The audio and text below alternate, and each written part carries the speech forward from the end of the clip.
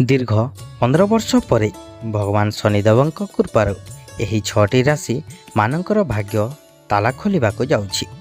ଦେଖନ୍ତୁ ଏହି ଭିଡ଼ିଓରେ ଆପଣଙ୍କ ରାଶି ଅଛି କି ନାହିଁ। ବନ୍ଧୁଗଣ, ମଣିଷ ଜୀବନରେ ଅନେକ ପରିବର୍ତ୍ତନ ଆସିଥାଏ।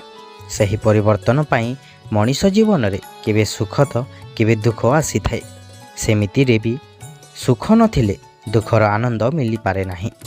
ବାସ୍ତବରେ ମଣିଷ ଜୀବନରେ ଏହି ପରିବର୍ତ୍ତନ ସବୁ ଗ୍ରହ ଓ ନକ୍ଷତ୍ରମାନଙ୍କର ଗତିବିଧିରେ ପରିବର୍ତ୍ତନ ପାଇଁ ମଣିଷର ରାଶି ଉପରେ ପ୍ରଭାବ ପଡ଼ିଥାଏ। ତେବେ ଦୀର୍ଘ 100 ବର୍ଷ ପରେ ଗ୍ରହମାନଙ୍କର ଗତିବିଧିରେ କିଛି ପରିବର୍ତ୍ତନ ହେବାକୁ ଯାଉଛି, ଯାହାଫଳରେ 6ଟି ରାଶି ଉପରେ ଶନିଦେବ ଖୁସି ହେବାକୁ ଯାଉଛନ୍ତି। ଆସନ୍ତୁ ଜାଣିବା ବିସ୍ତାର ଭାବେ। ଏହି ରାଶିର ଜାତକଙ୍କ ଉପରେ ଭଗବାନ ଶନି ଅତ୍ୟନ୍ତ ପ୍ରସନ୍ନ ହେବାକୁ ଯାଉଛନ୍ତି। ଏହି ରାଶିର ବ୍ୟକ୍ତିମାନେ ପ୍ରଚୁର ଧନ ଲାଭର ସୁଯୋଗ ପାଇବେ। ଏହି ରାଶିର ବ୍ୟକ୍ତିଙ୍କ ଉପରେ ଶନିଙ୍କ କୃପାରୁ ଅଟକିଥିବା କାମ ପୁଣି ଥରେ ଆରମ୍ଭ ହୋଇଯିବ।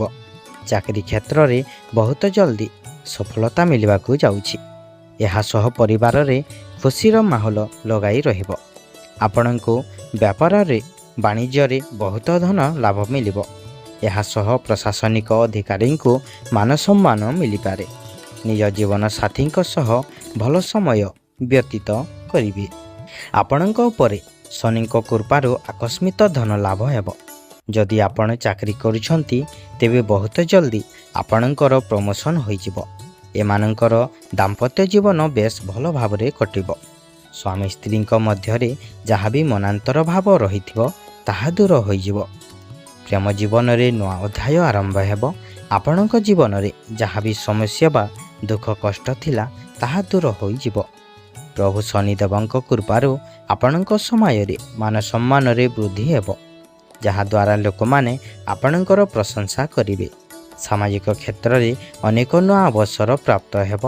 କଳାତ୍ମକ ଓ ରଚନାତ୍ମକ କ୍ଷେତ୍ରରେ ଆପଣଙ୍କର ଅଧିକ ରୁଚି ରହିବ। ଆପଣ ଯେଉଁ କାମରେ ହାତ ଦେବେ ସେଥିରେ ସଫଳ ହେବେ। ପରିବାର ଲୋକଙ୍କ ମଧ୍ୟରେ ଖୁସି ଓ ପ୍ରେମ ବୟା ରହିବ। ଆପଣ ନୂଆ ବିଜନେସ୍ ପାଇଁ ପଇସା ଲଗାଇବାକୁ ଚିନ୍ତା କରିବେ। ବିଦେଶରେ କାମ କରୁଥିବା ଜାତକଙ୍କ ଆଜି ଦିନଟି ଫଳଦାୟକ ରହିବ। ଅନ୍ୟ କାହା କଥାରେ ପଡ଼ନ୍ତୁ ନାହିଁ। ପାରିବାରିକ ବନ୍ଧୁ ଓ ପ୍ରିୟଜନଙ୍କ ସହଯୋଗରେ ଜରୁରୀ କାମ ପୁରା ହୋଇଯିବ। ସେହି ଭାଗ୍ୟଶାଳୀ ରାଶିଗୁଡ଼ିକ ହେଉଛନ୍ତି ମିଥୁନ ରାଶି, କର୍କଟ ରାଶି, ବୃଷ ରାଶି, ମୀନ ରାଶି, କନ୍ୟା ରାଶି ଓ ମେଷ ରାଶି। ଯଦି ଭିଡ଼ିଓଟି ଭଲ ଲାଗିଥାଏ ତାହେଲେ ଭିଡ଼ିଓକୁ ଗୋଟେ ଲାଇକ୍ କରି ଆମ ଚ୍ୟାନେଲକୁ ସବସ୍କ୍ରାଇବ୍ କରିନିଅନ୍ତୁ, ଆଗକୁ ଏମିତି ନୂଆ ନୂଆ ଭିଡ଼ିଓ ଦେଖିବା ପାଇଁ।